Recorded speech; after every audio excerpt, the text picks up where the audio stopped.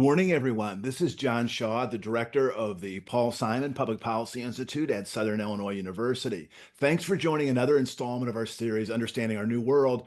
And today we're delighted to be joined by Sharon Davies, who is the president and CEO of the Kettering Foundation, which is doing really, really important work in the protection, promotion, and preserving of our democracy. Let me tell you a little bit about Sharon. She has an undergraduate degree from the University of Massachusetts at Amherst. She has a law degree from Columbia University. And then she had a terrific career in law. She worked for private firms in both Washington and New York, and then worked for 5 years in the U.S. Attorney's Office in the Southern District of New York. She then shifted to the academic world, had a terrific career at Ohio State, taught for more than 20 years at the law school there, was a senior administrator, and also ran an important institute called the Kirwan Institute for the Study of Race and Ethnicity. She then shifted to Spelman College, where she was a senior vice president and provost for 4 years before assuming her position at Kettering. And she's, again, doing tremendous work. Kettering is based in Dayton, Ohio, also has offices in DC, and really has a national and global presence. And Sharon is joining us today from Dayton, Ohio. So, Sharon, good morning. Good morning, John. Great to be with you. Well, thank you. Well, Sharon, let's talk a little bit about your career and how you started. I know you went to the University of Massachusetts at Amherst. How did you happen to choose Amherst? And were you always sort of focused on law, political studies? What was sort of your kind of academic development? Yeah, so I ended up at UMass Amherst because it was sort of in my backyard. I grew up mostly in Western Massachusetts. Most of my childhood was there. And I lived in a small town not far from Amherst, within the public bus system that the university ran there that was free to all students. And so it was easy for me as a commuter student, actually, to attend the University of Massachusetts at Amherst. I was fortunate to have a outstanding university right there, very close to where I lived. My father happened to work there as well. And so that gave me the advantages of not just an in-state tuition, which was important for me because I came from a family really that didn't have the resources to send its children to university. But also, I got a reduction because my dad was employed by the university. And so all of that combined to help me get an outstanding undergraduate education there. In terms of like going to law school at Columbia, was that something that was sort of always kind of in your career thoughts to go to law school and then also maybe specifically about Columbia? Yeah, I was one of those students who actually knew very early what she wanted to do, and I knew it from the very first day that I was at UMass that I wanted to go on to law school. No doubt in my mind. I thought that at that point, I thought that my career would be, a litigator, trial attorney, and I would. That's where my entire profession would take me, but. That didn't turn out to be accurate, but law school did. And I was lucky enough to be able to attend Columbia University School of Law, and with all of its assets and resources and strengths. So I got between those two institutions a very solid foundation that launched me into my career.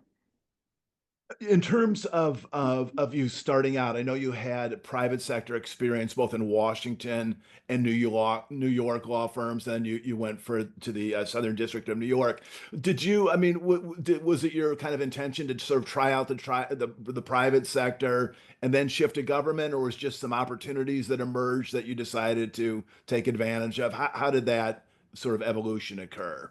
Well, I'd say, John, that it was more practical than really a well charted out plan for me.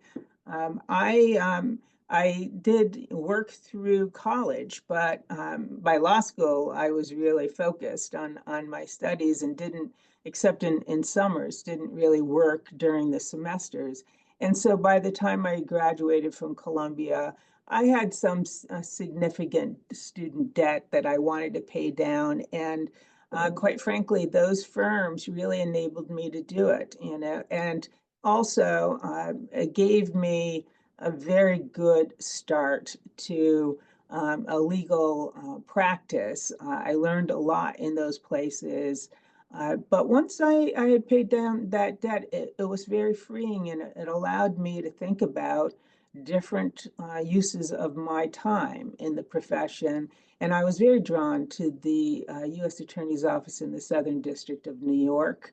Was fortunate to be able to work at that outstanding office that we read about today, even the AUSAs there. And so that had a tremendous impact on me. And in fact, I was in the criminal division, federal prosecutor for 5 years. And from there, I could imagine a different thing, and that was teaching criminal law, criminal procedure, evidence, and so I went in an unexpected direction from that point, probably largely as a result of my being at the U.S. Attorney's Office, where I started to think very deeply about the rights of citizens and protections that we afford citizens in a free society, and what kinds of protections constitutionally we put in place to in between folks who are investigating and also enforcing laws, and what kinds of protections we give to members of a free society against that kind of government activity. So that took me into the biggest part of my professional career to date, and that was 22 years in the legal academy, as you said, and ultimately the big shift from that point was into higher ed administration, which gave me a different way of looking at these institutions and the good that they do for our society. And probably the biggest surprise would be that from there, I moved out of the academy and into the world of philanthropy, which has been tremendous experience, because the Kettering Foundation is, as you intimated, focused on the strength of democracy, both domestically and around the world, at a moment when I think we have, as members of a democratic society, good reason to be concerned about democracy. And so this position, it really gives me an opportunity to give back through my leadership in that way.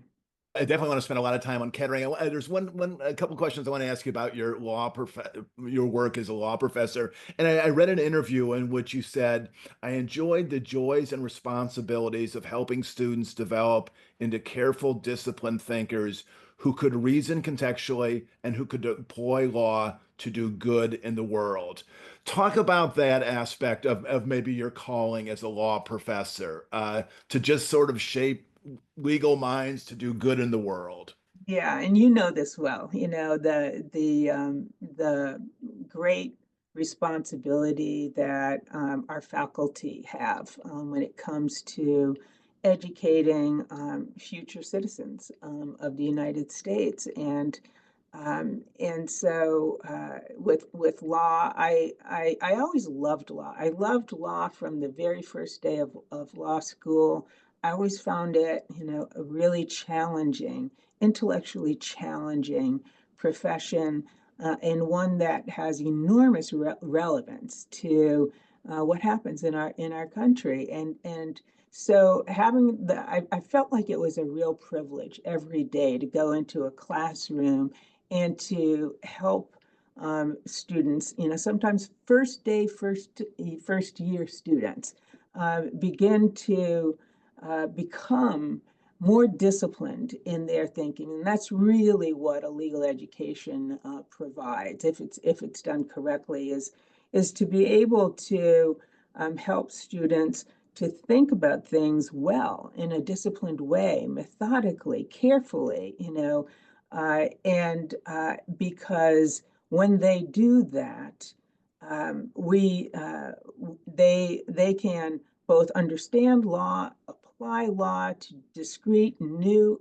situations, and ultimately um, in uh, in support of our society. So yeah, for 22 years, I had the opportunity to do that, and it was a true privilege. Well, let's talk, if we could, for a second, Sharon, about your work at the Kirwan Institute. And I saw in another interview you said you were talking about its work, but also how it shaped you. And you said, I learned about what it takes to set a strategic vision, to attract funding, to lead a diverse and talented staff, and to measure one's impact. So, first of all, tell us a little bit more about the Kirwan Institute and then what it did for you professionally.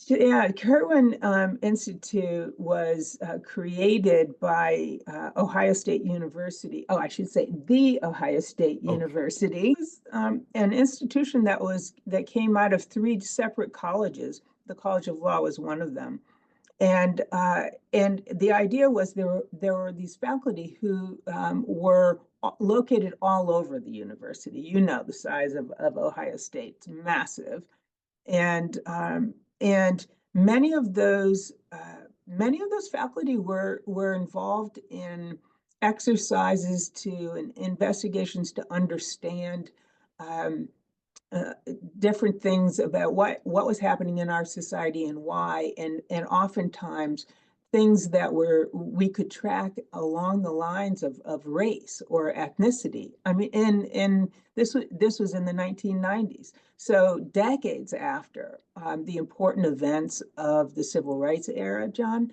and when we would have thought that we might have been further along with solving issues of racial and ethnic disparity. And so there were faculty who were in public health, faculty who were doing work in medicine, faculty who were doing work in the social sciences, and who had different questions, and research problems related to that. And so the one of the reasons for creating it was to create sort of a place where all those faculty who would typically be siloed would be able to be less siloed, and to come together, and to work together across lines of scholarly discipline, I guess I would say. And then another reason for it was because we were still concerned in the 1990s at Ohio State with our inability to create as robust diversity in the student body, in the faculty, as we wanted to do, because we could see at a glance that the student body and the faculty didn't really reflect the growing diversity of the nation itself. And so those were issues that were of interest to the Kirwan Institute, and we thought warranted study. And then it was also really interesting as a result of an outstanding first executive director of the Kirwan Institute, John Powell, who was a member of the law school faculty, a dear friend of mine. And he grew the Kirwan Institute into a national organization, research organization from the very start of it.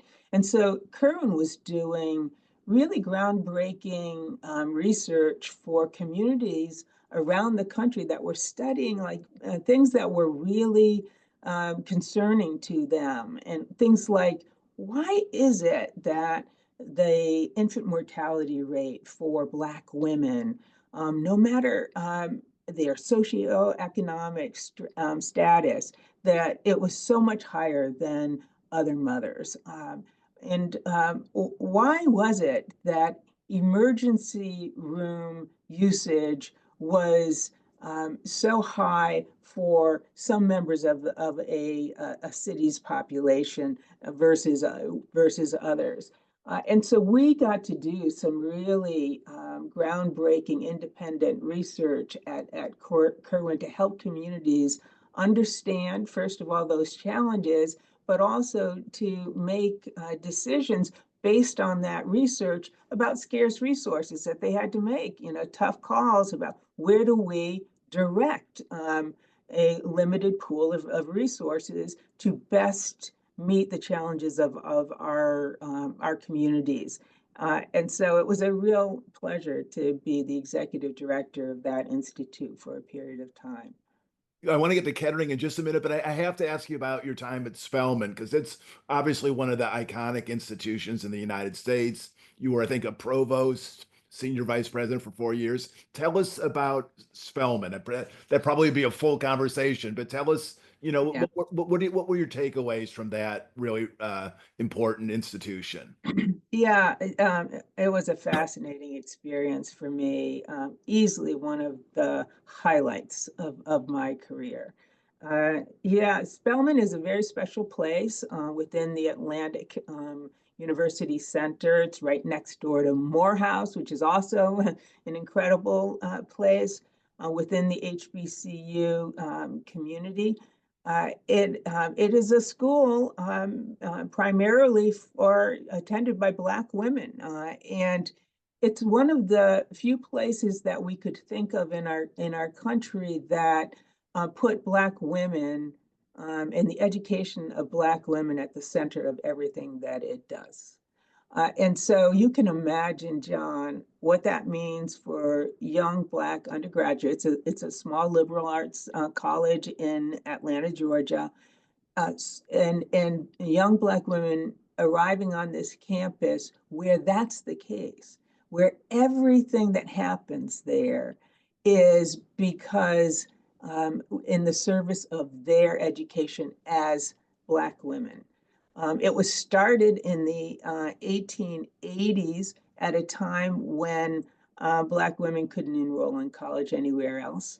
Uh, and uh, and it went on to become the one of the finest educational institutions that our country has, but also an incredible generator of Black female excellence. I mean, Black Spelman women are everywhere in our society, making contributions as a result of the education that started for them there at Spelman.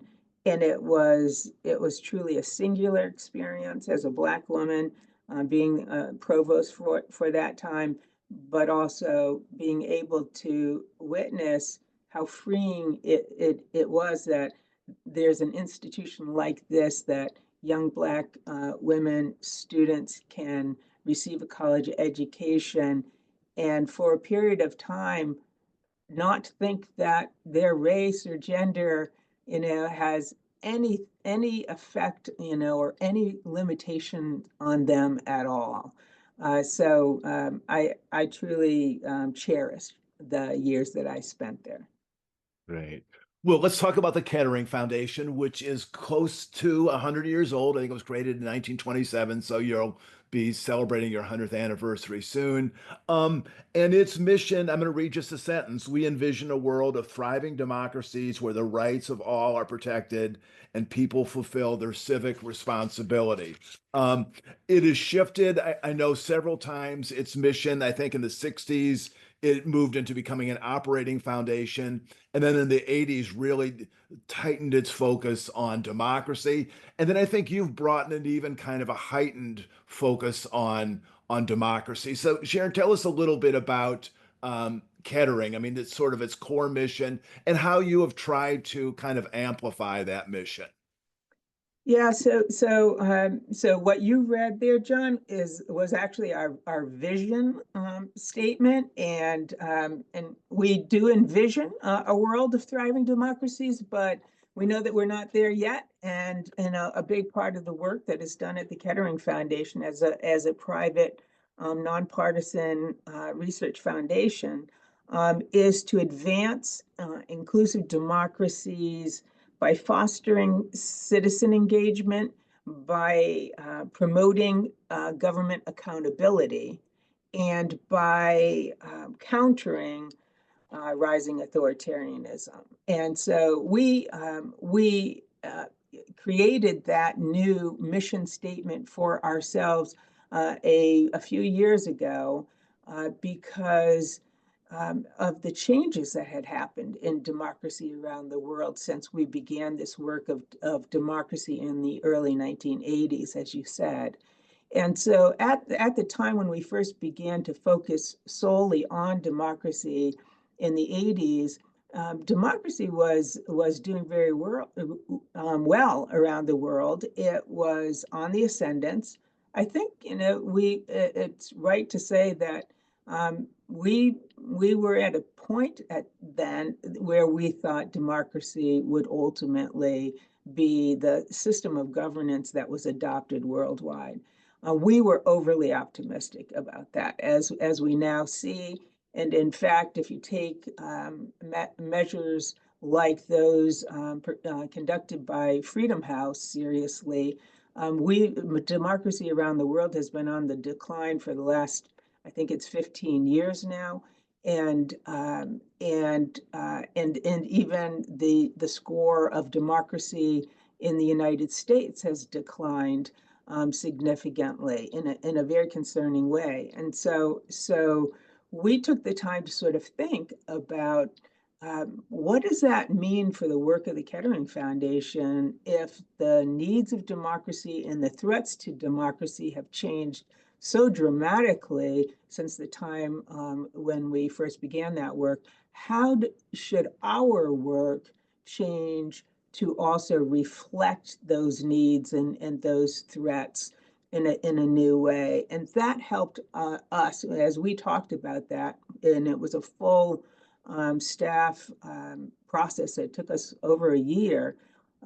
We developed this new strategic plan that centered citizen engagement in a democracy as the critical thing that has to happen in defense of democracy and in advance of democracy. But we also added those two additional pieces about countering authoritarianism and promoting government accountability, because we saw that those were areas that were clear threats if attention was not paid to them, to democracy. Your strategic plan, which I read and really enjoyed and appreciated, it's called In Defense of Democracy. And at the end of it, you call it a campaign in defense of democracy to meet the threats that are looming. And let's talk, Sharon, if we could, a little bit about the current moment. I know you've talked about it a lot. You're one of the really strong voices in responding to events that are unfolding. And I have my current edition of it, The Atlantic, which came out a couple of weeks ago, and it says it's later than you think.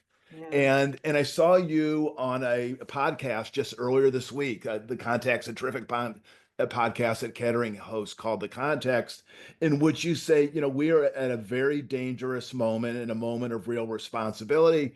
And then you also said we're at a moment where our democracy could fall. So tell us where you think we are now, and let's, in the last, 90, 100 days or since, the elections in November, how has the United States shifted in the last several months? Yeah, I think that it has shifted in a very dangerous direction. And I base that on both, what we're seeing on the nightly news, right, about things that are coming out of this administration. And also, the expert views of scholars who study authoritarianism, who study the things that can actually destroy a democracy, even potentially the world's leading democracy, democracy here in the United States. So we have the advantage of having some outstanding senior fellows at the Kettering Foundation, and one of them is Harvard professor Steve Levitsky. And Steve has done some of the leading work in this area. He was a co-author of that great book, How Democracies Die. And he is writing for magazines like Foreign Affairs or The Atlantic, and doing a lot of speaking these days about where he thinks our democracy is right now. And I have heard him say recently, and there's been a progression in his thinking about this, that he thinks that the most accurate description of where we are right now is not to call it a democracy, but to call it a competitive authoritarian state, given current leadership. He's also been very careful to say, John, and I want to too, is that that is not irreversible, but what it does do is it demands a lot of attention and action by citizens who are concerned about the preservation of our democracy. So I would say that the threats against our democracy are real and they are serious. And we can talk about, that in greater detail.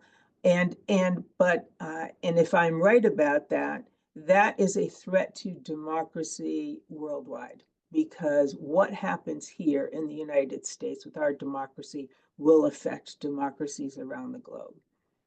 Sharon, I'd like to drill down on a couple of the institutions that are sort of in the front lines of this battle, and you discussed them really quite cogently in this podcast. The first is one from your history and where I am right now, universities. Obviously, DEI programs are under assault. The concept of free speech is being challenged. Research grants are being pulled for reasons that are sometimes hard to really understand. So talk about what you see as the threat to universities, the importance of this threat, and how they should respond.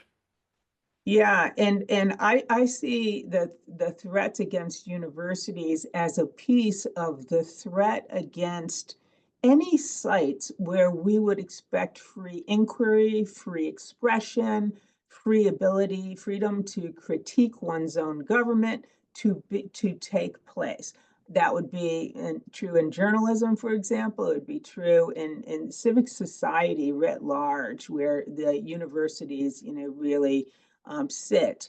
And so it would be in our most public spaces, right? And so universities are critical to a democracy because they prepare students for lives of future citizenship and civic leadership.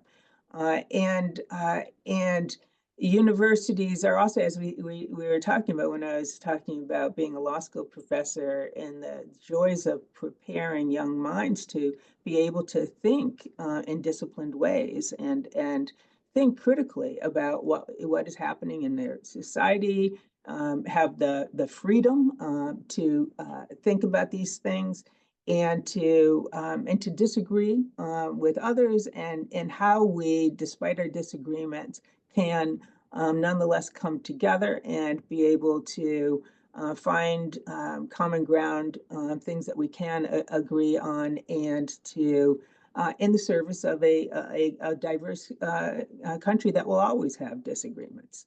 And so that's what happens at universities. Universities are also critical because we rely on them in a democracy to educate our youth, who are the future leaders. They're our future scientists. They're our future presidents. They so so so the work that takes place there is critical, and we have a very strong tradition as a democracy, that there is freedom accorded to these institutions to do that job. Uh, but that recently has really been threatened by both in the first term of Donald Trump, and even more so in the second term of Donald Trump. And so you see now things, executive orders being passed, state laws being passed that are really encroaching on academic freedom, encroaching on the university's rights to sort of think about how who they admit, how they teach students, how they conduct research. And you also, like, really disturbingly, John, and I'm not sure that I got to this in the interview that you saw, but you know, real clear examples of coercive power, use of government power that is very unusual. I think that Americans are uneasy about because we don't typically see our government using its full power to coerce individuals and institutions, from university leaders to law firm partners to accreditors of universities to, and many more places, that utilizing the power of government to coerce things to line up with the viewpoints of this administration. And I think that's something that we should be very concerned about, because after all, what a democracy is a system of governance that reserves the power in the people themselves. And yes, we give that power away to our elected representatives for a period of time, but we never really give it away. I mean, in a democracy, our representatives act on our behalf, and the power that we give them to do that is power that we can take back too, if we don't think that they are really acting on our behalf in the way in which we would like them to do. I've been really very troubled by the coercive power of government that has been utilized against institutions like universities, individuals, like people who are being taken from streets, by masked men, and shoved into vehicles and then disappeared without the use of without the rights of due process and other protections that a constitutional democracy like ours is accustomed to seeing utilized, because we are a country that is aware and was aware from the very beginning of the important need to put restrictions on government power, because when government power is used in despotic ways or is used in ways that are unchecked by particularly executive power, unchecked by the other branches, that it can actually turn into something that does not look like a democracy at all. Talk about one of these other branches that I think by almost all accounts has not acquitted itself with particular distinction so far, which is the legislative branch. Um, I was, for an earlier part of my career, I spent 25 years covering Congress, and partisanship was pretty intense then. But I guess back in the day when was reporting, there was this sense of institutional responsibility and even kind of institutional patriotism. And, you know, everyone had their partisan inclinations, but there was also a pride in institution and saying, we are an important part of the political system, the American government. And it seems like that institutional patriotism, by the Republican Party right now has waned to the point of disappearing, and they've just completely sort of surrendered. I mean, what is your read of the role of the legislative branch so far in responding to what I think what a lot of people see as a really dramatic overreach by the executive branch? Yeah, and it's very, very concerning that that is the state of our legislative branch right now, because constitutionally, if you think about it, we're talking about Article 1 of our Constitution, right? And arguably the most powerful branch, the legislative branch, intentionally so, because the legislative branch represents most directly in the people who have put them in office on our behalf. And so constitutionally, the check, the balance that the legislative branch is supposed to play relative to the executive branch is critical.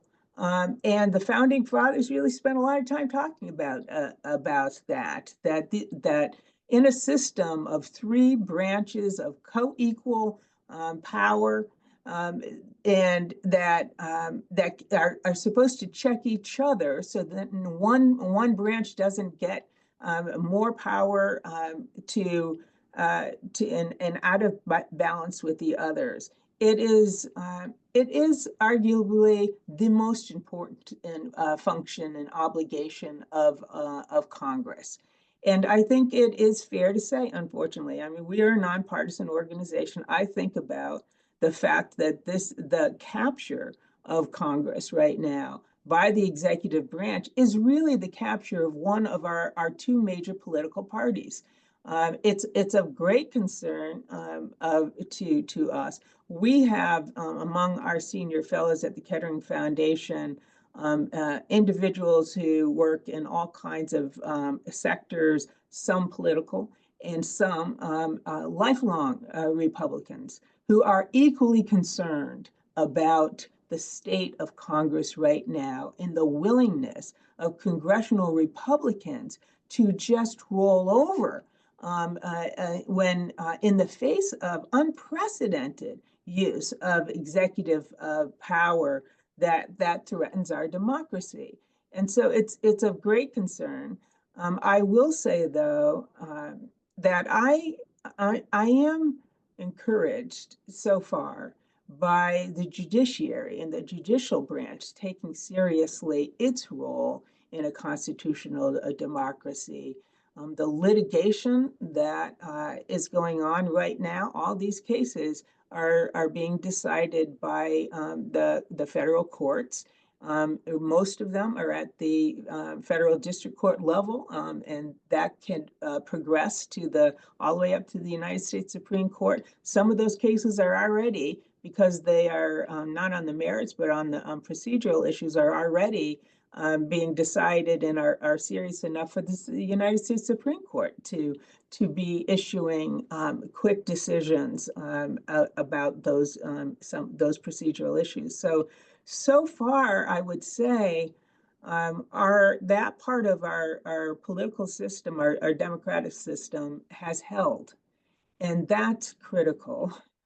And I won't lose hope that our legislative branch might, particularly congressional Republicans, might get it together too, particularly, John, if the public is clear enough in what it is thinking about the moves of our executive branch right now.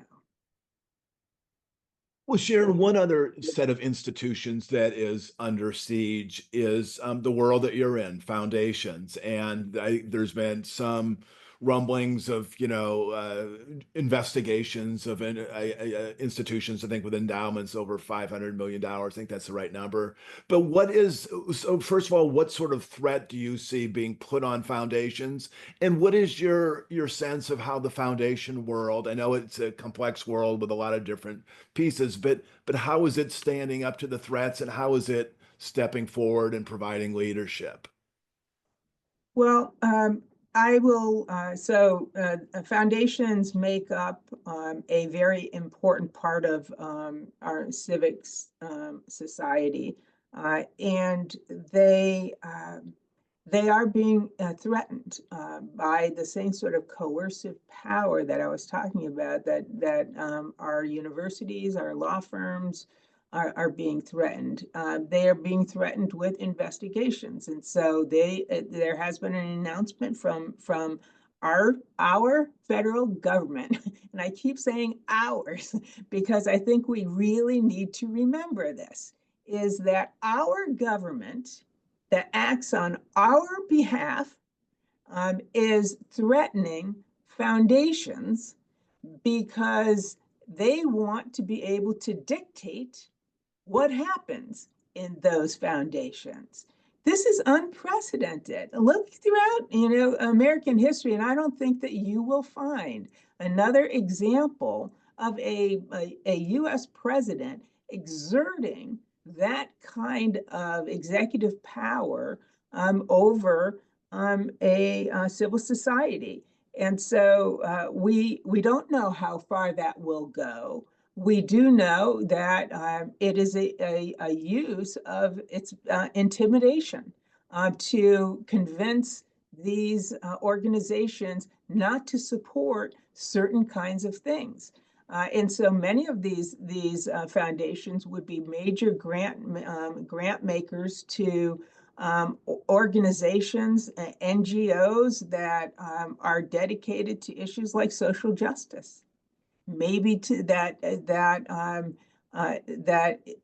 is not much of a concern for the present administration.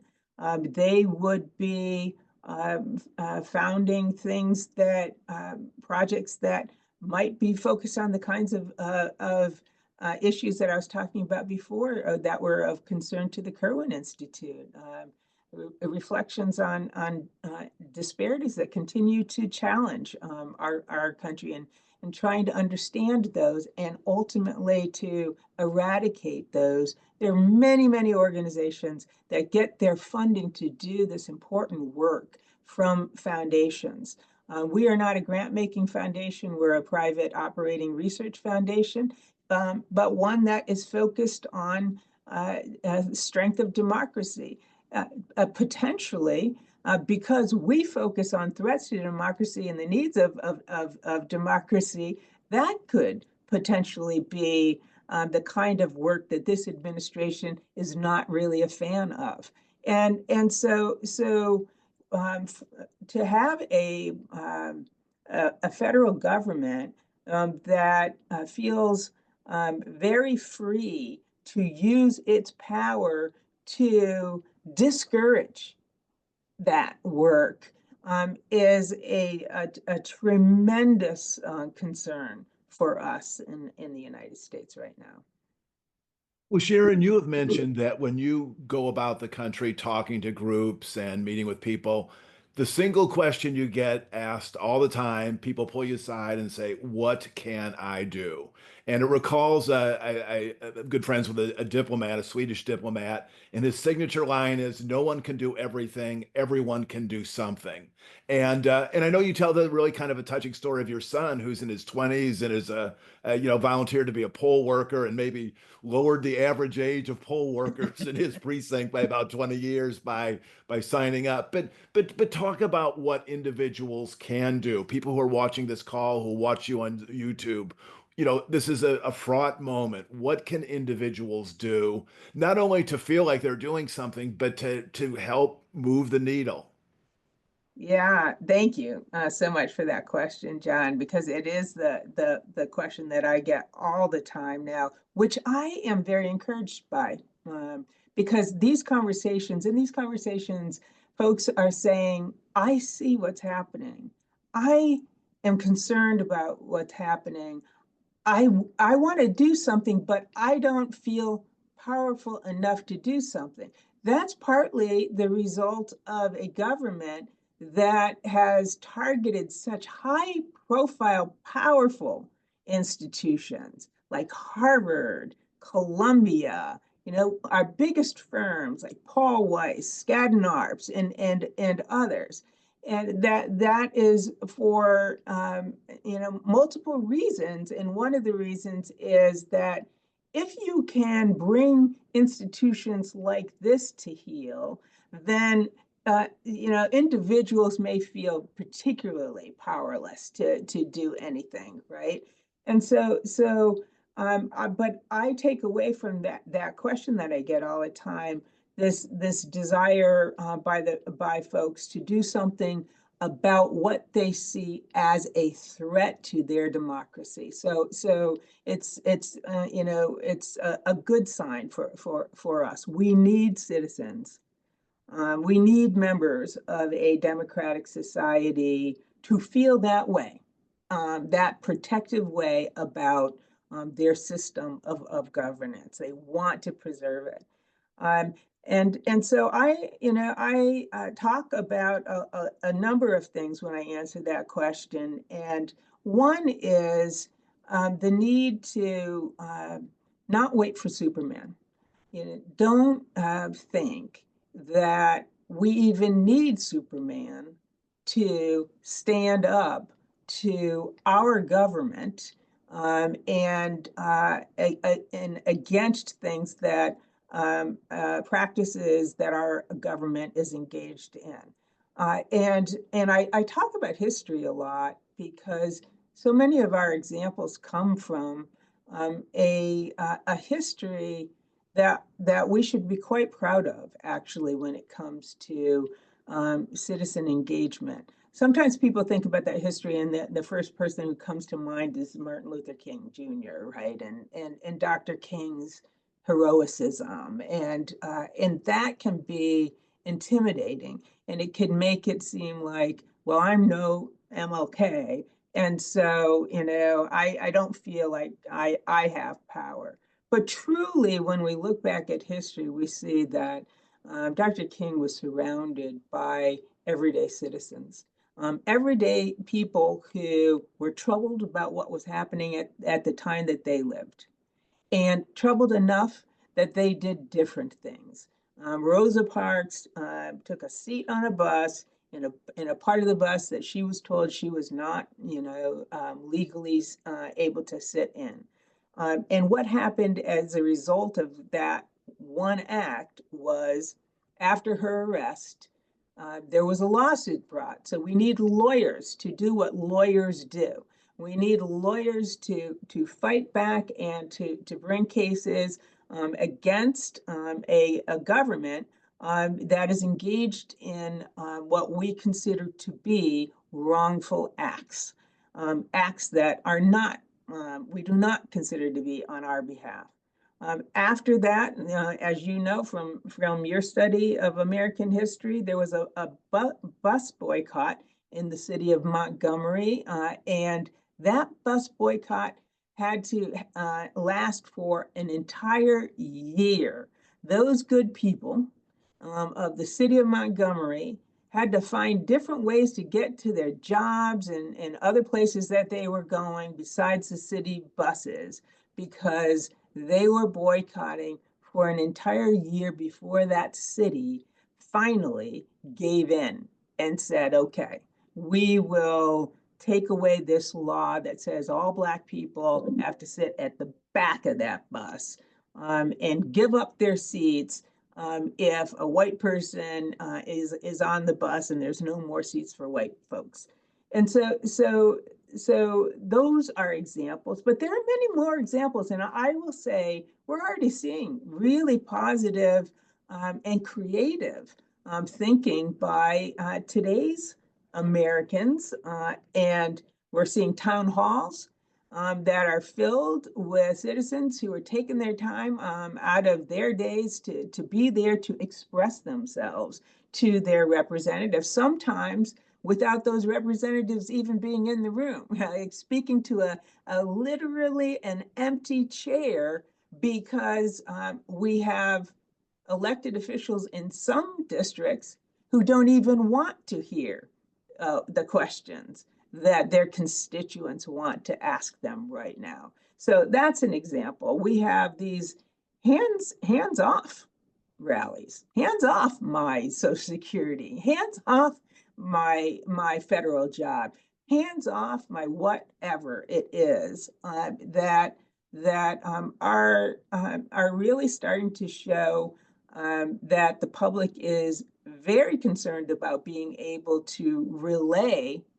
what they think about these policies to our elected officials. There are economic boycotts that everyday citizens are just thinking about and putting together.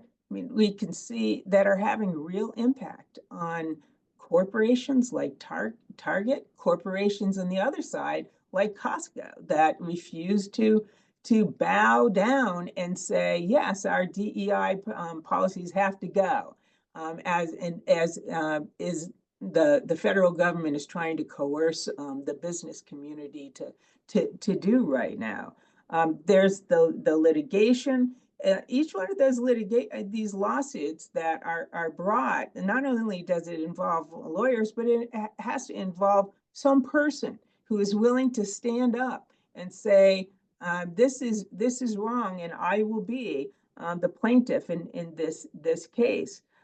We are hearing reports about citizens that are calling their representatives in unprecedented numbers. That they're tying up the lines, and that is critical to me, John, because we were talking a little while ago about what will it take to get congressional Republicans to start to be more independent of this executive and to stand up for their constituents. Those calls are really critical because these representatives can be put in fear. Right now, they're in fear of what will happen if I displease the president of the United States. But their constituents can make them be in fear of what will happen to me if I get sideways of my constituents who put me here to begin with. So there are just so many different things that we are seeing happening. And I also think that because we're living in a digital age, it is helping to organize things more quickly than would have been possible in earlier eras of civic activism. So I'm encouraged actually by that. Sharon, I was recently reading an essay on strategy and by a historian I love, Elliot Cohen, and he said in strategy it's important to have a theory of success, a theory of victory. Why is this going to work?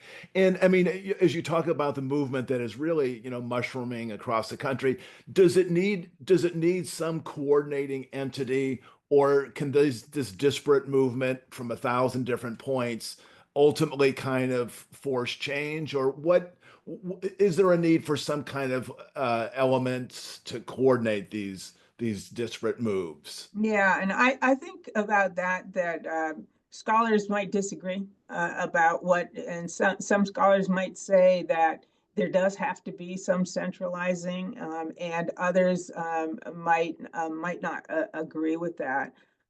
For me, we are actually planning on adding some scholarly strength to this part of the Kettering Foundation's work because we do think actually understanding movement making is going to be an important part of the defense of democracy during our time.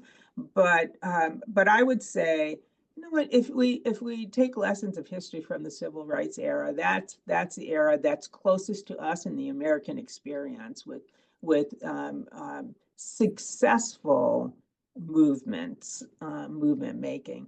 And there was a tremendous amount of disagreement among the civil rights activists of that day, right? They were at each other's throats sometimes with disagreements about what we should do, right? Malcolm X couldn't have been farther away from the strategies of Dr. King, but but it wasn't necessary actually for there to be unanimity in when it came to strategies. What was really only necessary was a common agreement that this is a concern for all of us. We are concerned. And at that time, of course, it was a concern about, is this truly a full democracy in the United States if we allow legalized discrimination against a race of people? And so, but the work that was engaged in was not centralized. Some might call it organic. And going back to the Montgomery bus boycott, for example, there was no user manual. They were thinking creatively throughout the civil rights era about what should be the next move. Something from the Children's marches in Birmingham, Alabama, to the march from Selma to Montgomery, that horrible Bloody Sunday that took place on the Edmund Pettus Bridge, to March on Washington, and coupled with litigation strategy. That was a very different approach to what would actually get our nation beyond that era of legalized discrimination. And so the Thurgood Marshalls and the Charles Hamilton Houstons of the world designing a litigation strategy that would chip away at this odious doctrine of separate but equal, a part of our past. And my reading of American history is that it's really not necessary for there to be a single strategy that's agreed upon. Actually, what's more important is the breadth of Americans who get behind different things or are part of leading and creating new ways to express to those folks who we put in office our happiness or unhappiness with the jobs that they are doing. Well, Sharon, you've made a number of references to history, and I saw a talk that you gave in which I think you were talking about Southern history, and of course you referred to the William Faulkner notion that the past is never dead, it's not even past. But then you brought up a phrase from that same quote that I guess I had not heard before, which refers to haunted by wrong turns and roads not taken. To talk about that particular phrase and how it resonates right now. Yeah, so Faulkner, in describing that, was the reason why you thought that, it's not even past is because we're all haunted by our history, the history of this country, the things that we could have done that we didn't do, the directions we could have taken the country that we didn't take the country in, that might have put us in an entirely different position than we find ourselves today, right? So why is it, John, for example, that so many decades after the civil rights era, when we really succeeded in taking down this formal structure of laws that were racially discriminatory, why wasn't that enough for us today in the 2020s to be able to see integrated communities, integrated churches, businesses, campuses, things, a fully thriving and flourishing democratic society. And it has to do with roads not taken. And so it's a good reminder to us that today's decisions are roads that we can take, hopefully, in pursuit of a very strong democracy, that arc of a moral universe being long, but hopefully heading in the right direction. Well, Sharon, as we end, I like to ask my guest, we have students on this call and who will look at this video. And, this is, factoring in all that we've been talking about today in terms of the urgency of this moment, but also your remarkable career in law, um, academics, foundation world. What would you say to students who are launching their careers now and trying to figure out, how they can have enriching lives and also contribute to the country? What would you recommend? Yeah, I would say that everybody has different interests, obviously. So I would just say to young people, what I've learned from my own journey is that if you had asked me where I would end up towards the end of my career, when I was just coming out of college, I would have been dead wrong. There were so many different turns along the way that I actually allowed myself to take. And and and so I would just say to students of today, just remain flexible and open-minded about what may come your way. Use your talents and to the best of your ability. And in a democratic society, use them to also help us preserve what is, I think, the very best system of governance that the world has to offer. Great. Well, Sharon, thank you for a terrific conversation. It's been so interesting, and for just your remarkable work at Kettering. I mean, you've been there for 3 years. You've given it a new energy and a focus, and it's been, a real leader in this important battle. So I urge people who are watching to go on your website, watch your podcasts, read your materials, because I think you really are at the forefront of the challenge that all of us, appreciate is just decisive for our country's future. So thank you so much for your work and for this wonderful conversation. Thank you, John. It's been a pleasure. Great. And thanks to all you for watching another edition of our series. We will have this conversation with Sharon on our website tomorrow. Please share it with family and friends. Thanks for supporting the Institute and keeping the memory of Paul Simon alive and well. Thanks so much.